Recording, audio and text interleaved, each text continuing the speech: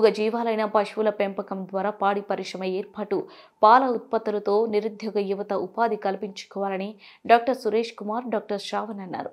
గురువారం జిల్లా పశుసంవర్ధక శాఖ ఆధ్వర్యంలో ఈ నెల 14 నుంచి 31 వరకు నిర్వహించే జంతు సంక్షేమ పక్షోత్సవాలను పురస్కరించుకొని స్థానిక మండల ప్రాథమిక పశు వైద్య కేంద్రం నేతృత్వంలో మహబూబాబాద్ జిల్లా గార్ల మండల కేంద్రంలోని స్థానిక జిల్లా పరిషత్ బాలుర ఉన్నత పాఠశాలలో పశువుల పెంపకం ఉపాధిపై అవగాహన కార్యక్రమాన్ని ఆ పాఠశాల హెచ్ఎం పోట్ల నాగేశ్వరరావుతో పాటుగా ఆయన నిర్వహించారు. ఆవు గేదెల మల వ్యర్థాల ద్వారా సేంద్రియ ఎరువులను తయారు చేసుకోవచ్చన్నారు.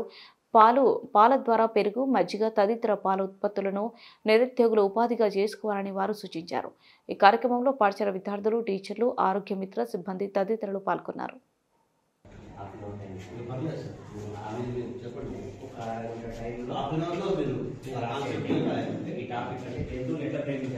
వాటి హక్కులు ఏంటి, మన ఇంట్లో జంతువులు మనం ఏం చేయాలి, వాటిని ఎట్లా హింసించకూడదు, అట్లా వాటి మీద కొన్ని చట్టాలు కూడా ఉన్నాయి. అది మీకు స్పీచ్లో చెప్తాను, మీకు అర్థం కాదు. కొంచెం మీకు అర్థమైన లెవెల్లో మీరు ఈ టాపిక్ మీద మన చుట్టుపక్కల జంతువులు పెంపుడు, ఊళ్ళో పశువులు ఉంటాయి, మన ఇంట్లో పశువులు ఉంటాయి, వాటిని తర్వాత మనమందరం ఎవరు పరాన్న జీవులు ఇంగ్లీష్ చెప్పుకోవాలి.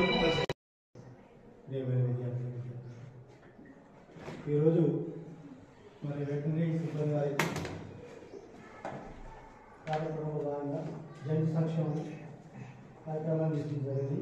మొన్ననే డాక్టర్ వచ్చి చెప్పడం జరిగింది. విద్యార్థులకి 10 నిమిషాల పాటు జంతువుల పట్ల ప్రేమను ఏ విధంగా కలిగి ఉండాలి, జంతువులు ఏ విధంగా గౌరవించుకోవాలి, వాటి గురించి హక్కులు అనేది తెలియజేస్తారు. అదేవిధంగా విద్యార్థులకి వ్యాసరంగం పోటీ కూడా చెప్పడం జరిగింది.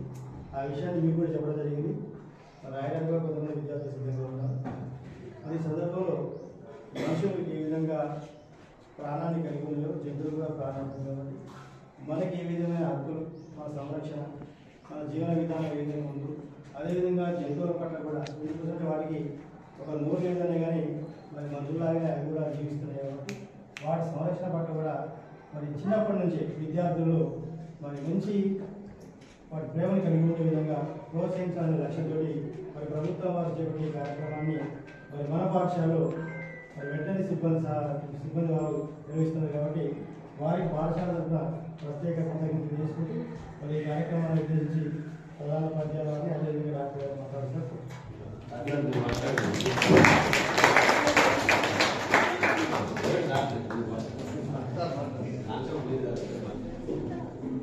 इधर है।